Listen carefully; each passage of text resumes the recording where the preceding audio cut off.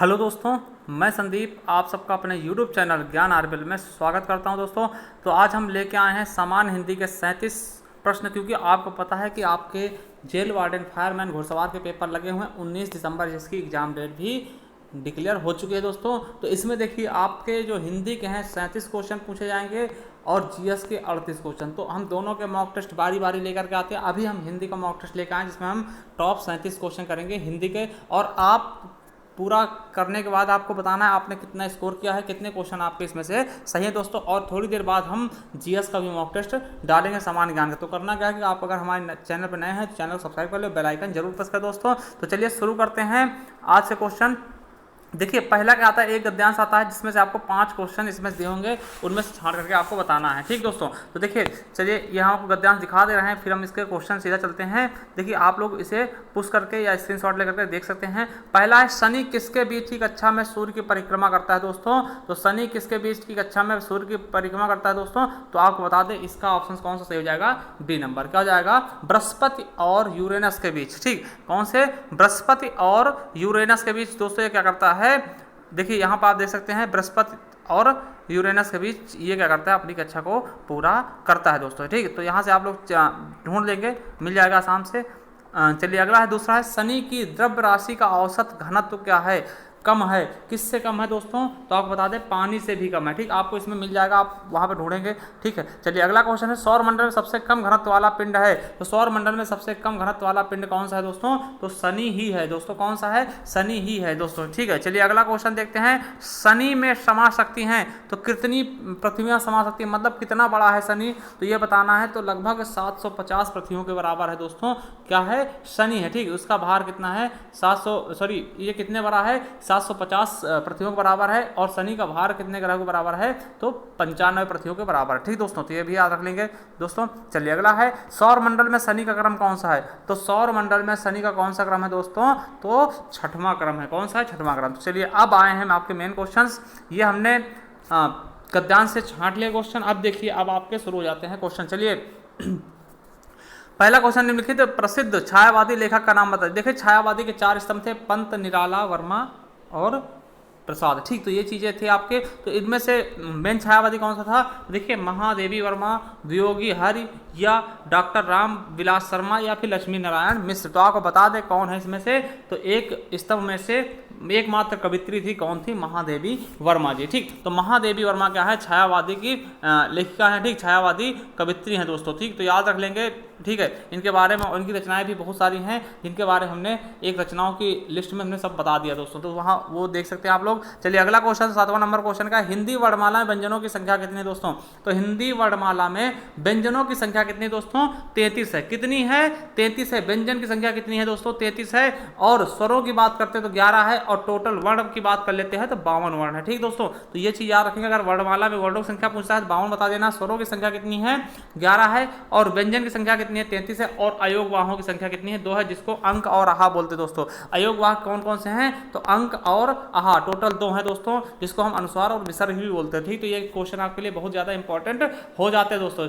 तो इसके लिए आपको अगर ज्यादा डिटेल में पढ़ना तो वर्णमाला वाली वीडियो हमारी देख सकते हैं संपूर्ण हिंदी प्लेलिस्ट में जाकर के। चलिए अगला क्वेश्चन देखते हैं दोस्तों। देखिए ये है कि आँखियाँ हर दर्शन की भूखी, कैसे रहे रूप रस राशि, ए बतियन सुन रूखी। तो यहाँ पर कौन सा रस है दोस्तों, देखिए यहाँ पर वियोग श्रृंगार रस का वर्णन किया है। आँखियाँ हर दर्शन की भूखी, जो आँखें हैं वो क्या हैं, उनकी दर्शन की भूखी हैं, हर के दर्शन की भूखी हैं दोस्तों। तो ये बिछड़ी हुई बातें कर रहे हैं दोस्तों। तो यहाँ पर क्या हो जाएगा हमारा, वियोग श्रृंगार रस दोस्तों। ठीक है, और जो श्रृंगार रस होता है इसका स्थायी भाव क्या आता है, रत या प्रेम होता है दोस्तों। और वीर का उत्साह होता है, शांत का निर्वेद होता है दोस्तों। तो ये भी याद रख लेंगे इनके स्थायी भाव जहाँ से क्वेश्चन पूछे जाते हैं दोस्तों। तो इसका सही ऑप्शन कौन सा जाएगा, वियोग श्रृंगार रस। चलिए अगला दोस्तों देखते हैं कि मात्रा क्रम की दृष्टि से दोहा से ठीक विपरीत पढ़ने वाला छंद कौन सा होता। तो आपको बता दें दोहा के ठीक विपरीत कौन सा होता है दोस्तों, सोरठा होता। क्यों, क्योंकि देखिए जब दोहा की बात करते हैं, दोहा में कितनी मात्राएं होती है, तो 13-11। ये बहुत इंपॉर्टेंट दोस्तों, ये याद रख लेंगे। दोहा में 13-11 मात्राएं होती है, और दोहा का जस्ट उल्टा क्या होता है, सोरठा। सोरठा में फिर कितने हो जाएंगी, 11-13। ठीक, तो इसीलिए क्या कहते हैं, दोहा का विपरीत कौन सा था, दोहा का उल्टा छंद कौन सा होता है, तो आपका सोरठा होता दोस्तों। तो याद रख लेंगे सोरठा क्या होता है, दोहा का उल्टा होता दोस्तों। ठीक है, और ये चीज़ बता दें चौपाई में भी 16 मात्राएं होती हैं, तो ये मात्राएं पूछी जाती है इसलिए हमने चौपाई की बता दी हैं। देखिए याद करिए दोहा में कितनी होती है 13 और 11 मात्राएं होती है दोहा की, और इसका उल्टा क्या होगा 16, 11, 13 और चौपाई में 16। चलिए अगला क्वेश्चन देखते हैं।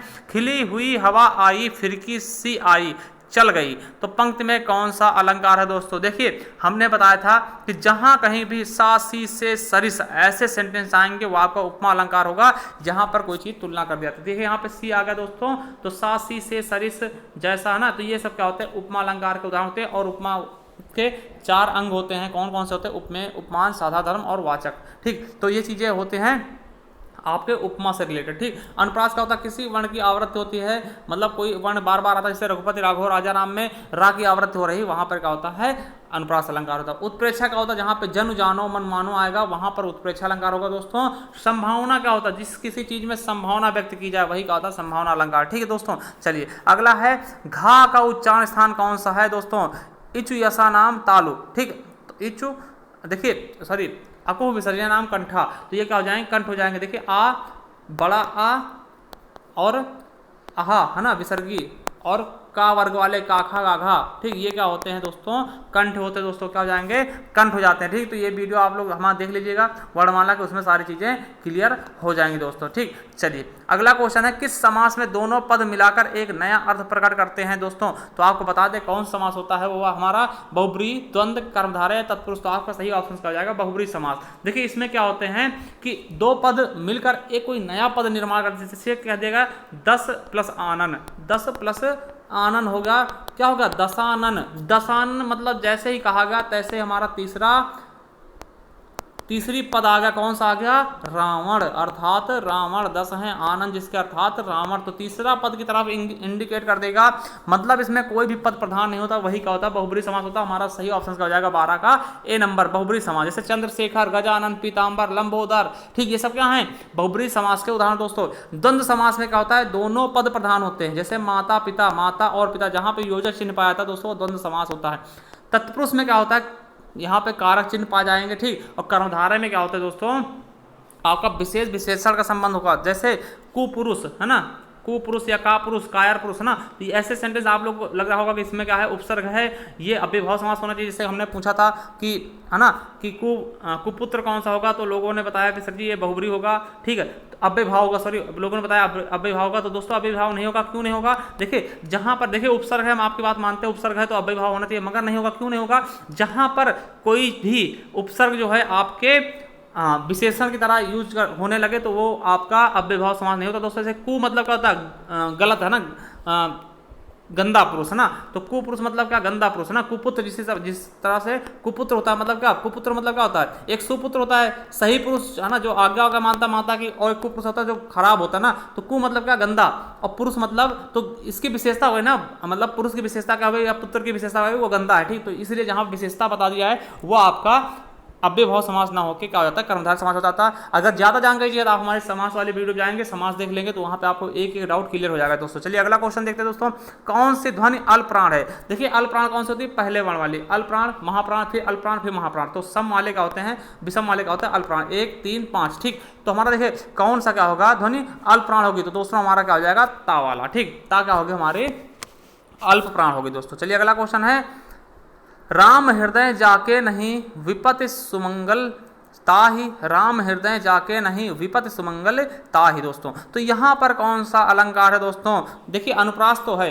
ठीक, अनुप्रास में कौन सा? श्रुत्यानुप्रास है, वृत्यानुप्रास है, लटानुप्रास है, या फिर छेकानुप्रास है मेरे दोस्तों। तो यहाँ पर कौन सा अलंकार हो जाएगा दोस्तों? तो आपको बता दें जहां कहीं भी हमने पढ़ाया है, अनुप्रास के अंदर भी पढ़ाया कि कितने भेद होते हैं अनुप्रास के। देखिए जहां कहीं पर एक ही वाक्यखंड बार बार रिपीट हो, या फिर एक वाक्यखंड बार बार रिपीट हो, या फिर कोई एक शब्द जो है 2 बार है, उसके अर्थ सेम ही हो। अगर देखिए अलग अलग हो जाएंगे तो यमक अलंकार हो जाएगा, अगर सेम ही अर्थ हो तो वो क्या हो जाएगा? आपका लटानुप्रास दोस्तों। ठीक, देखिए यहाँ पे राम हृदय जाके नहीं विपत्ति सुमंगल ताहि, फिर वही चीज फिर रिपीट होगी, राम हृदय जाके नहीं विपत्ति सुमंगल ताहि। देखिए दोनों चीजें क्या हुई? वही चीज दोबारा रिपीट हो गई दोस्तों, इसलिए यहाँ पे क्या हो जाएगा? लटानुप्रास हो जाएगा दोस्तों। देखिए इसमें पूरा वाक्यखंड उसी अर्थ में वही चीज रिपीट करे, जैसे कि है ना बालक तो बालक है ना, तो यहाँ पे बालक तो बालक है। अब देखिए बालक तो बालक है, या फिर लड़का तो लड़का ही है ना, तो ऐसा भी सेंटेंस आता है। तो बालक तो बालक है, दोनों बालक का अर्थ एक ही है, इसीलिए यहाँ पे क्या हो जाएगा, लटानुप्रास हो जाएगा। जैसे कि आपने सुना होगा कूत पूत सपूत तो का धन संचय और पूत कपूत तो का धन संचय, वहां पर भी क्या होता है, लटानुप्रास। मतलब कोई भी एक वाक्य खंड पूरा का पूरा वही चीज वाक्य उतार दे जाए नीचे, थोड़ा सा डिफरेंट हो या फिर ना भी डिफरेंट हो तब भी चल जाएगा, तो वहां पर आपका लटानुप्रास हो जाता है दोस्तों। ठीक है, चलिए अगला क्वेश्चन है, निम्नलिखित में से कौन सादृश्य मूलक अलंकार नहीं है? कौन सा सादृश्य मूलक अलंकार दोस्तों नहीं है? तो आपको बता दें दोस्तों कि कौन कौन से होते हैं सादृश्य मूलक की, उपमा, रूपक, उत्प्रेक्षा। ठीक, ये क्या होते हैं, सादृश्य मूलक अलंकार होते हैं। मगर यहां पर कौन सा है, विशेषोक्ति अलंकार। कौन सा, विशेषोक्ति अलंकार, यही हमारा क्या नहीं होगा। ठीक, तो यही नहीं होगा। विशेषोक्ति अलंकार क्या होता है दोस्तों, जहां पर कारण के रहते हुए भी काम ना हो पाए, वही क्या होता है, विशेषोक्ति अलंकार। जैसे पानी बीच मीन, मीन प्यासी है। ठीक, तो यहाँ पे क्या हो जाएगा, विशेषोक्ति अलंकार हो जाएगा। देखिए पानी के बीच क्या है, मछली है मगर मछली प्यासी है, तो देखिए कारण है पीने के लिए पानी चाहिए, पानी भी है मगर वो भी फिर भी क्या है, प्यासी है, तो इसीलिए क्या कहते हैं, जहां पर कारण के होते हुए भी काम ना हो वो क्या होता है, विशेषोक्ति अलंकार हो जाता है दोस्तों। ये भी आपके लिए इंपॉर्टेंट है और वीडियो में ऐसे क्वेश्चन पूछे गए दोस्तों। चलिए अगला है, रीति काल को श्रृंगार काल की उपमा किसने दी, संज्ञा किसने दी दोस्तों? तो शिव कुमार शिवनाथ प्रसाद मिश्र, हजारी प्रसाद द्विवेदी, राम कुमार वर्मा या रमा शंकर शुक्ल सरास, तो किसने दी मेरे दोस्तों? तो आपको बता दें इसका सही आंसर क्या हो जाएगा, ए नंबर, विश्वनाथ प्रसाद मिश्र जी ने। ठीक, चलिए अगला क्वेश्चन, निम्नलिखित में से कौन सी दिनकर की रचना नहीं है? तो कौन सी रामधारी सिंह दिनकर की रचना दोस्तों नहीं है? तो आपको बता दें कौन सी नहीं है, उर्वशी, जिसके लिए इन्हें ज्ञानपीठ पुरस्कार दिया गया, इसको तो आप भूलिए मत ना। ठीक है, Kurukshetra very important, Rashmirathi very important, Mriganayani नहीं है दोस्तों। और मृगनयनी आपको बता दें ये क्वेश्चन आपको यूपीएससी में पूछा गया था कि मृगनयनी किसकी रचना है दोस्तों, तो आपको इसके जो रचनाकार है उनका नाम याद करना है, कौन है, वृंदालाल वर्मा। कौन है दोस्तों, वृंदालाल वर्मा की रचना है कौन सी, मृगनयनी। ठीक, वृंदालाल वर्मा, और इन्हें क्या बोलते हैं, बुंदेलखंड का चंद्रवरदाई। किसको, वृंदालाल वर्मा को क्या बोलते हैं, बुंदेलखंड का चंद्रवरदाई दोस्तों। और वृंदालाल वर्मा कहाँ के रहने वाले थे, ये देखिए ग्वालियर में रहते थे, राजा मान सिंह के यहाँ दरबारी रहते थे। ठीक, तो जिस तरह से आपने देखा होगा, ठीक है, तो ये कहाँ रहते थे, मान सिंह के यहाँ। ठीक, चलिए अगला क्वेश्चन देखते दोस्तों। नेक्स्ट क्वेश्चन क्या कहता है, नेक्स्ट क्वेश्चन दोस्तों, तिरंगा शब्द में समास, तिरंगा में कौन समास, द्वंद्व, अव्यभाव, द्विगु या फिर कर्मधारय। हमने बताया जहां कहीं भी तिरंगा, देखिए पहला शब्द संख्यावाची हो, ठीक, वहां पे क्या हो जाता है, हमारा द्विगु समास होता है दोस्तों। पहला शब्द संख्यावाची, तिरंगा, तीन रंगा, ठीक, तीन रंग का। ठीक, अब देखिए यहाँ पे बहुब्रीहि ऑप्शंस में है नहीं, वैसे बहुब्रीहि भी हो सकता है क्योंकि तीन रंग का झंडा अर्थात हमारा तिरंगा हमारा एक राष्ट्रीय ध्वज हो जाएगा, तो बन सकता है, मगर यहाँ पे बहुब्रीहि दिया ही नहीं, कोई दिक्कत वाली कोई बात ही नहीं। ठीक, तो हमारा द्विगु समास हो जाएगा दोस्तों। चलिए अगला है, किस पंक्ति में अपानुत अलंकार है? इसका मुख चंद्रमा के समान है, चंद्र इसके मुख के समान है, या इसका मुख ही चंद्रमा है, यह चंद्र ही मुख है दोस्तों। तो देखिए वेरी इंपॉर्टेंट क्वेश्चन है, वेरी इंपॉर्टेंट लगा लेना क्योंकि यहाँ से कई सारी चीजें आपको मिल जाएंगे दोस्तों। तो देखिए जहां पर किसी चीज क्या होता है, जहां पर उपमेय और उपमान में आरोप यानी निषेध हो जाए, मतलब कि उससे नकार दे जाए, वही क्या होता है आपका अपानुत अलंकार क्या हो जाएगा। देखिए यह चंद्र ही मुख है, देखिए यहाँ पर चंद्रमा नहीं है, ये मुख है दोस्तों। ठीक है, चंद्रमा नहीं मुख है, तो यही क्या होगा आपका अपानुत अलंकार होगा दोस्तों। देखिए यहां पर देखिए आप समझिए, इसका मुख चंद्रमा के समान है, इसका मुख क्या है, चंद्रमा के समान है। ठीक, तो यहां पे कौन सा होगा, उपमा अलंकार। ठीक, चंद्र इसके मुख के समान है, तो यहां पर क्या होगा आपका, इसका देखिए उपमा का उल्टा क्या होता है आपका, प्रतीप अलंकार, तो प्रतीप हो जाएगा। इसका मुख ही चंद्र है, तो यहां पे क्या देखिए, इसका मुख ही चंद्र है, मतलब क्या कि मुख है चंद्र है, तो मतलब क्या रूप दे देगा, तो ये रूपक हो जाएगा दोस्तों। तो सभी अलंकार के बारे में बता दिया, थोड़ा थोड़ा भेद होता है, ये हमने चारों के बारे में बता दिया कौन से पंक्ति में क्या अलंकार होगा। चलिए अगला क्वेश्चन है, गधा का तत्सम क्या होगा? तो गधा क्या होता है, गदर्भ होता। ठीक, गर्दभ होता, सॉरी गर्दभ होता दोस्तों। तो क्या हो जाएगा हमारा 20 का डी नंबर बिल्कुल सही हो जाएगा, क्या हो जाएगा, गर्दभ दोस्तों। चलिए अगला है, अलंकेश पर्यायवाची शब्द है। अलंकेश किसका पर्यायवाची शब्द है? बादल का, कुबेर का, कल्प तरु का या फिर चपला का दोस्तों। तो किसका होता है आपको बता दें, कुबेर का होता है अलंकेश। ठीक है, किसका होता है, कुबेर, जो कि क्या थे आपके जो रुपए पैसे होते, वित्त मंत्री समझ लो उस समय के देवी देवता, जैसे कि लक्ष्मी जी थी उस तरह से कुबेर भी थे। ठीक, चलिए अगला क्वेश्चन है दोस्तों, देखिए यहाँ पे वाक्य भाग की शुद्धि का चयन करना है। देखिए वाक्य के अशुद्ध भाग त्रुटिहीन भाग का चयन कीजिए, यदि कोई त्रुटि नहीं तो डी भाग को चयनित कीजिए।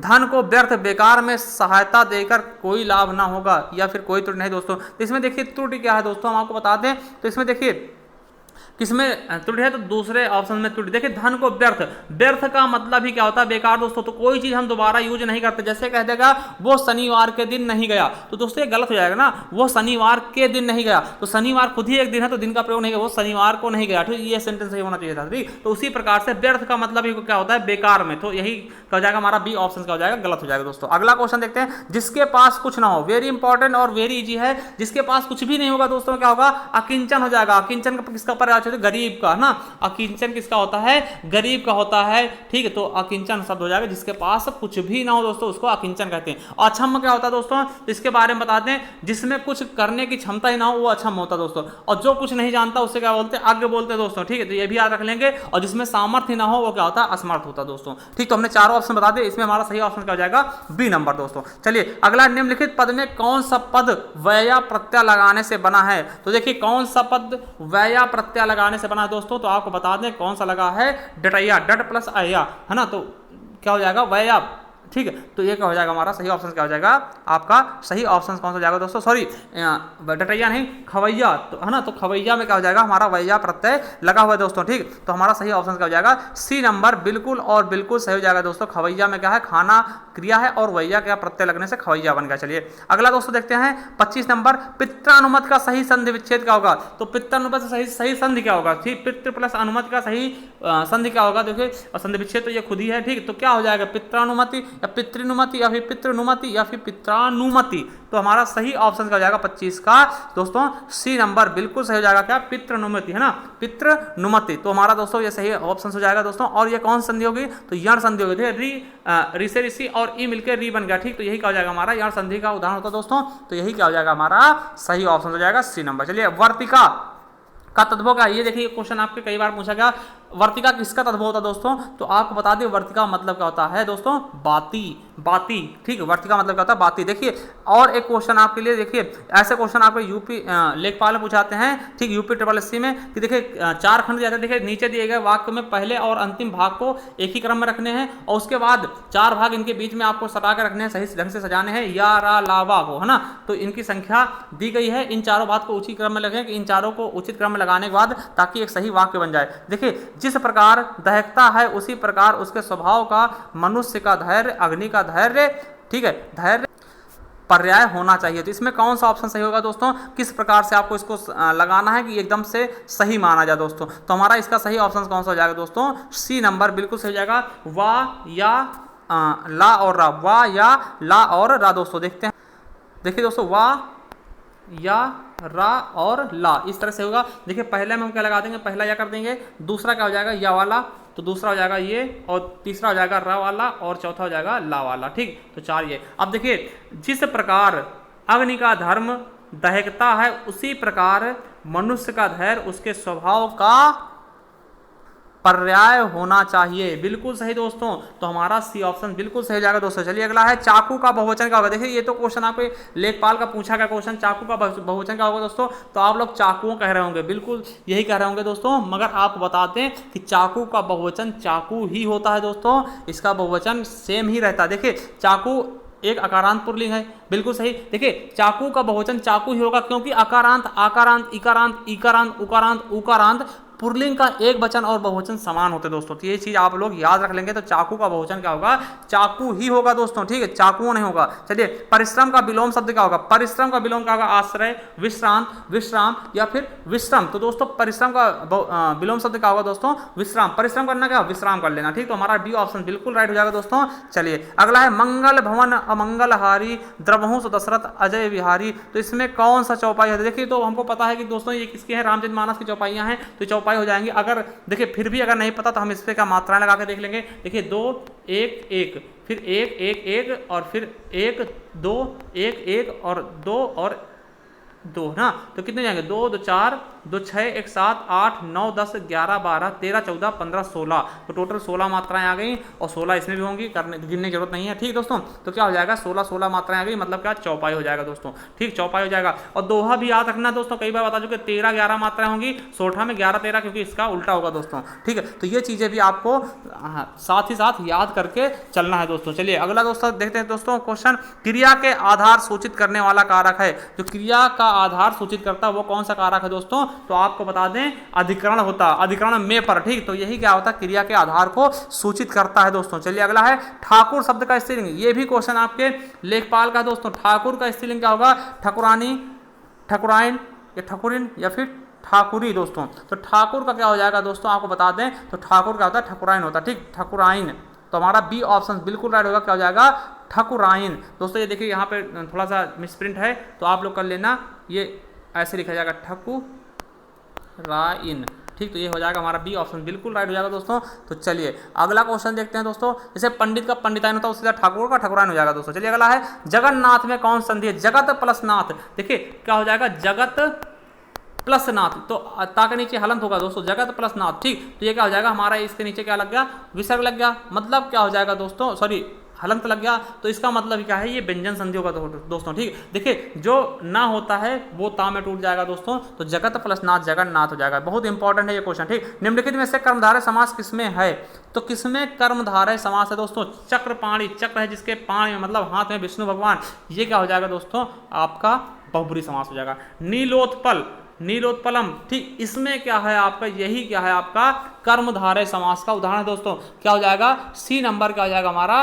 कर्मधारय समास का उदाहरण हो जाएगा मेरे दोस्तों, ठीक। तो याद रखेंगे चक्रपाणी में क्या हो जाएगा, जिसके हाथ में चक्र है, ठीक। देखिए चतुर्युगम, तो 4 युगों की बात की जा रही है, ठीक, 4 युगों की बात की जा रही है, ठीक। यहाँ पे द्विगु समास हो जाएगा, इसमें 4 आएगा। माता पिता, माता और पिता, यहाँ पे क्या हो जाएगा, द्वंद्व समास हो जाएगा दोस्तों। और चक्रपाणी हमने बहुब्रीहि बता दिया, तो हमारा क्या हो जाएगा, सी ऑप्शन बिल्कुल सही हो जाएगा। अगला है मेढकी को जुकाम होगा। देखिए भैया मेढकी को जुकाम कैसे होगी, वो पानी में खुद ही रहती, तो मतलब क्या होगा, बिना जान पहचान के लेन देन, बिल्कुल गलत है। बिना योग्यता के योग्य होने का नखरा दिखाना, या भयंकर बरसात होना या भयंकर सर्दी होना। देखिए नखरा दिखाना, बिना योग्यता के नखरा दिखाना मतलब फालतू नखरा दिखाना, वही क्या होता है, मेढकी की जुकाम होना, मतलब क्या नखरा दिखा रहे भैया, जुकाम थोड़ी होगी, वो तो खुद ही पानी में रहता है हमेशा, ठीक। तो उससे कौन सा जुकाम हो सकता है दोस्तों, ठीक है। तो हमारा सही ऑप्शन क्या हो जाएगा, बी नंबर बिल्कुल सही होगा। चलिए 36 नंबर क्वेश्चन देखते हैं। प्रत्युत्पन्न में शब्द का प्रयुक्त उपसर्ग क्या होगा। देखिए कहीं भी अगर प्रा के बाद आधा ता आए किसी भी चीज में, तो वहां पे हमेशा क्या होता है दोस्तों, प्रति उपसर्ग ही होगा। अगर आ के बाद आधा भा आता तो वहां पर क्या हमेशा उपसर्ग होगा, तो अभी होगा, ठीक। जैसे देखिए प्रत्युत्पन्न, ठीक, प्रत्यक्ष, आप देखते हैं प्रत्यक्ष में पूछ ले कौन सा उपसर्ग है, तो प्रा के बाद आधा ता आया तो प्रति हो जाएगा दोस्तों, है ना। इस तरह से अगर अभ्युदय है ना, अभ्युदय देखते हैं आगे बाद आधा भा आता और युदय है ना, तो अभ्युदय में पूछ लेगा कौन सा उपसर्ग, तो अभी बता देना दोस्तों। इस तरह से देखिए हमने एक शॉर्ट ट्रिप बनाया था, अगर आप लोग ने नहीं देखा तो देख सकते हैं खोज करके, ठीक है। हमने बहुत अच्छे बताया था कि इस तरह आप पहचान सकते हैं उपसर्ग प्रत्यय को बिल्कुल आसानी तरीके से, ठीक। तो हमारा क्या हो जाएगा, प्रति हो जाएगा। अगला है 37 नंबर क्वेश्चन। देखिए 37 नंबर क्वेश्चन और 37 क्वेश्चन हिंदी में पूछाएंगे, तो ये आज का आखिरी क्वेश्चन है। निम्नलिखित में से सही शब्द छांटिए, कौन सा होगा, कवित्री, सही इस तरीके से कौन लिखा, कवित्री या फिर कवित्री ये वाला या फिर ये या फिर ये। तो हम आपको बता दें किस तरह लिखा था दोस्तों कवित्री, तो ये वाला ऑप्शन बिल्कुल सही था, कवइत्री होता ना कि कवित्री, ठीक। तो दोस्तों यही वाला आपका सही ऑप्शन हो जाएगा दोस्तों, कौन सा, कवइत्री दोस्तों, ठीक। चलिए ये 37 क्वेश्चन आपके कंप्लीट हो गए। आपको बताना है कितने क्वेश्चन आपने 37 में से सही किए दोस्तों, ठीक है। और आपको मॉक टेस्ट कैसा लगा ये भी बताना। और एक क्वेश्चन आपके लिए छोड़े जा रहे हैं, अगर आपको पता है इसमें कौन सा शुद्ध शब्द है, ठीक, शुद्ध नहीं, कौन सा शुद्ध नहीं है, कौन सा गलत है, तो वो हमें आप लोग कमेंट बॉक्स में कमेंट करना। निम्नलिखित में से वाक्यों में से कौन सा वाक्य शुद्ध नहीं है, मतलब अशुद्ध कौन सा है। शास्त्री जी की मृत्यु से हमें बड़ा दुख हुआ है, ये कैसा है, या मुझसे यह काम संभव नहीं, या प्रायः ऐसे अवसर आते हैं जिसमें लोगों को अपना मत बदलना पड़ता है, या मैं जा रहा हूं दोस्तों। तो इसमें से कौन सा वाक्य क्या है, गलत है दोस्तों, वो आपको अगर पता है तो हमें कमेंट बॉक्स में कमेंट कर देना दोस्तों, और कितना स्कोर हुआ वो आप हमें बता देना, ठीक है। तो चलिए अगर देखिए आप अगर हमारे चैनल से जुड़े हैं तो चैनल सब्सक्राइब कर लेना, बेल आइकन जरूर प्रेस करना, क्योंकि आने वाले वीडियो नोटिफिकेशन आप तक आसानी से पहुंच सके दोस्तों। और एक चीज़ बता दें, अगर आप हिंदी की तैयारी करना चाहते हैं तो आप हमारे प्ले लिस्ट पर जाएंगे, वहाँ पे आपको संपूर्ण हिंदी 2020 न्यू बैच के नाम से फोल्डर मिल जाएगा। वहाँ पे आप एक तरीके से जल्दी से मतलब कोर्स को रिकवर कर सकते हैं, मतलब अच्छे से नोट्स बना के पूरी हिंदी, संपूर्ण हिंदी हम पढ़ाएंगे। और काफ़ी हद तक हमने 60-65 वीडियो हमने डाल दिए हैं, वो निरंतर बढ़ते भी रहेंगे, तो वहाँ पर जाकर के आप देख सकते हैं। और जेल वार्डन की तैयारी अगर आप कर रहे हैं तो कितनी मेरिट जाएगी, किस हिसाब से आपको पढ़ना, कौन सी बुक पढ़ना, उसके बारे में पढ़ना चाहते हैं तो आपको जेल वार्डन के नाम से, जेल वार्डन फायरमैन घुड़सवार के नाम से एक फोल्डर मिल जाएगा वहीं पे प्लेलिस्ट में, तो वहाँ पे जाकर के आप पहला वीडियो होगा वो आप देख लेंगे, तो आपको बहुत ज़्यादा इजी हो जाएगा इसको क्रैक करना। चलिए दोस्तों थैंक यू। अगर वीडियो पसंद आए तो लाइक कर देना और सब्सक्राइब कर लेना चैनल, और वीडियो शेयर कर देना दोस्तों। थैंक यू, धन्यवाद।